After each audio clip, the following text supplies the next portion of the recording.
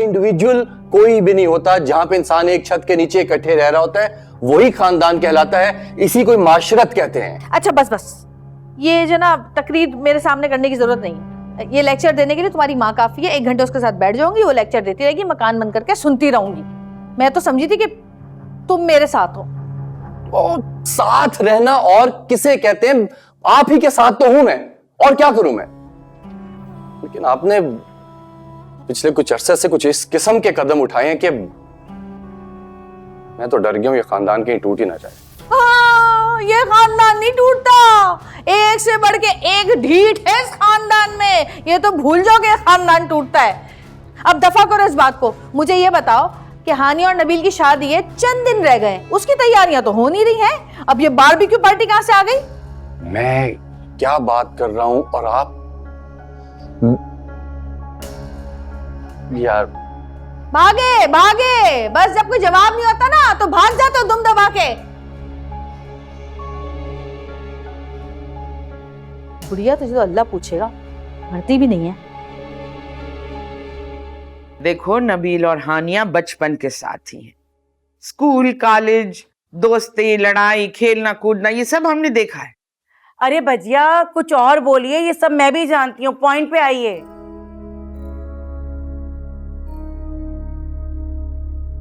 अब अम्मा नमाज का टाइम हो गया, मैं नमाज पढ़ूं? क्या? मम्मी मैं सोची थी मैं भी नमाज पढ़ के आ जाऊं, टाइम निकल जाएगा। अरे मम्मी ये हैं बावली, मम्मी हम नहीं हैं, हम पुप्पी सास हैं। हाँ वही तो मैं कहना चाह रही हूँ कि पुप्पो सास मैं भी नमाज पढ़ कर आ जाऊं। नमाज के लिए चलो। नमाज? हाँ चलो, यहाँ पे बातें से बेहतर है नमाज। आता हूं।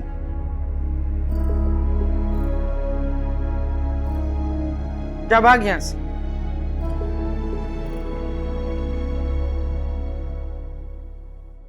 तो पॉइंट की बात यह है कि दोनों एक दूसरे को पसंद करते हैं, मोहब्बत करते हैं, और इस बात से हम सब वाकिफ हैं।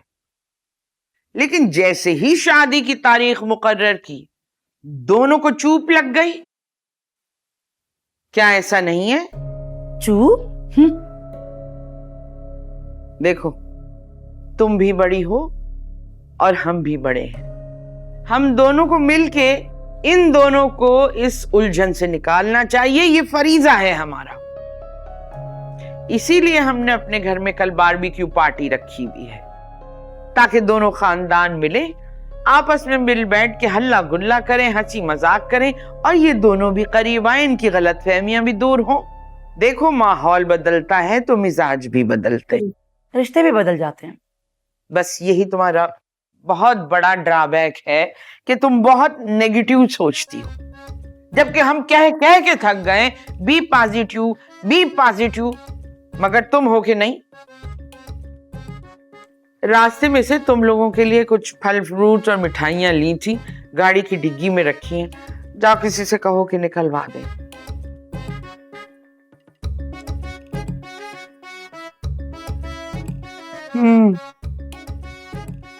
Very negative women, very negative.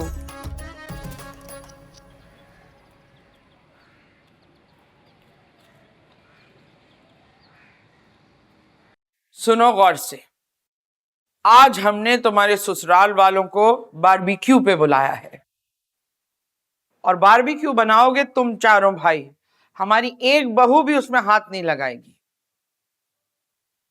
अम्मा हमने तो कभी बारबेक्यू बनाया ही नहीं है, तो बनेगा कैसे? जैसे बनता है। अगर सही ना बना तो?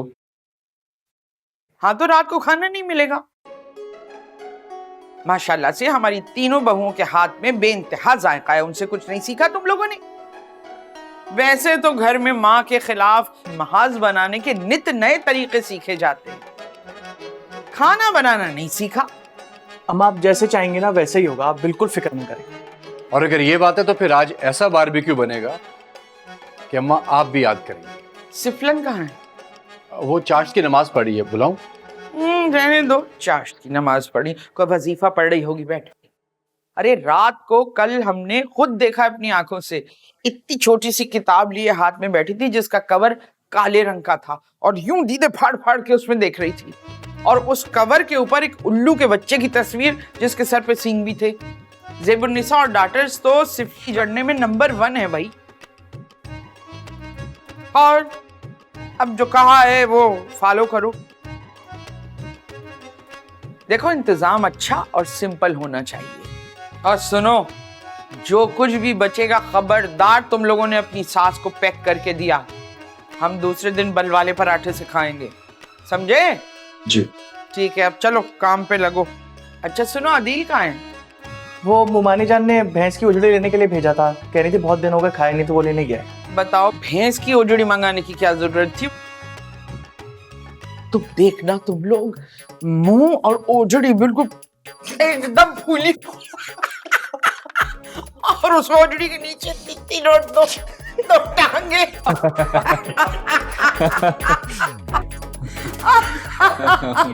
कमाल करती।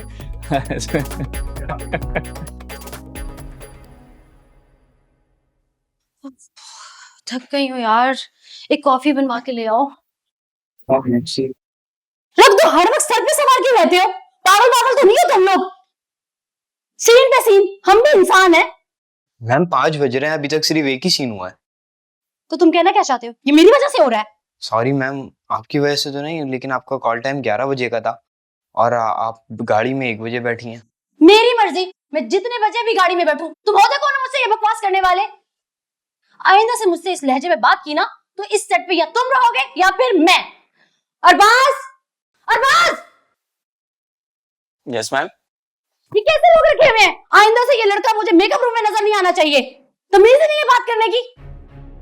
मैम तुम बात सुनो, मैं भी जाऊं? मेरा पैकेज खत्म हो गया, वो करवा दो। ओके।